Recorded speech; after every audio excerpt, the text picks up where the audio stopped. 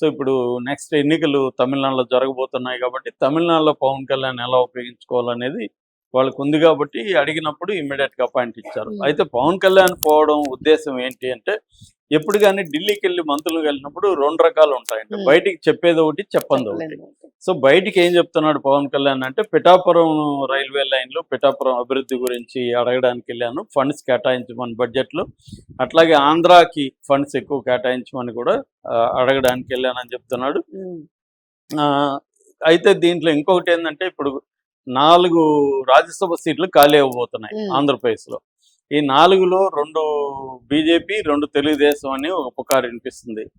దాంట్లో ఒక రాజ్యసభ తనకు కావాలని అడగడానికి వెళ్తున్నట్టుగా చెప్తున్నారు.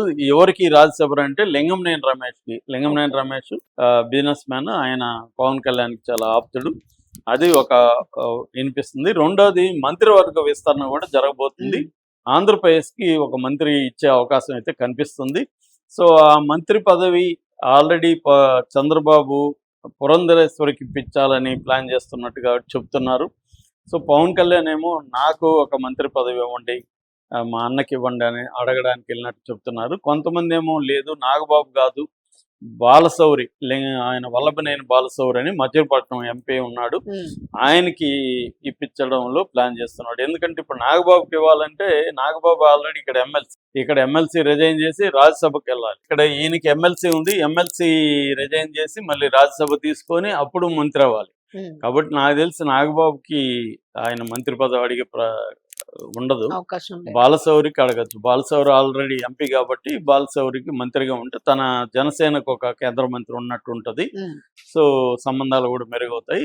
ఎట్లాగూ పవన్ కళ్యాణ్ సేవలు కూడా బీజేపీకి అవసరం కాబట్టి అడగడానికి వెళ్ళినట్టుగా చెప్తున్నారు. లేదు, రాజ్యసభ సీటు కావాలనుకున్నప్పుడు లింగంనేని రమేష్కి రాజ్యసభ సీటు అడిగే అవకాశం ఉంది. ఒకవేళ లింగంనేని రమేష్కి రాజ్యసభ సీటు అడిగి లింగంనేని రమేష్ మంత్రిగా కూడా ఆయన అడిగే అవకాశం ఉంది. కానీ అలా చేసినప్పుడు ఇక్కడ బాలశౌరి లాంటి వాళ్ళు ఇబ్బంది పడే అవకాశం ఉంది. ఎందుకంటే కొత్తగా లింగంనేనికి ఇచ్చేటప్పుడు మేము ఆల్రెడీ ఎంపీగా గెలిచాను అని అడిగే అవకాశం ఉంది. కాబట్టి ఇటుపక్క చూసినా కూడా లింగంనేనికి రాజ్యసభ, బాలశౌరికి మంత్రి అనే రెండు. మామూలుగా ఏం జరుగుతుందంటే అడిగేవాళ్ళు ఎప్పుడు ఒక 4, 3, 2 అడుగుతారు. ఒకటి కావాలంటే ఒకటే అడగరు, 2 అడిగితే కనీసం ఒకటన్నా వస్తుందని. సో అలాగా కూడా అడిగుండొచ్చు. ఫైనల్ గా ఆయన ఎక్కువగా పట్టుబట్టబోయేది బాలశౌరికి మంత్రి కోసమే. సో మరి అది వరస్ట్ అంటే కనీసం రాజ్యసభ అన్నా ఇస్తారు అనేది కూడా ఉండొచ్చు. సో మరి పురంధేశ్వరికి ఇస్తారా, ఈయన అడుగుతున్నట్టుగా బాలశౌరికి ఇస్తారా అనేది చూడాలి.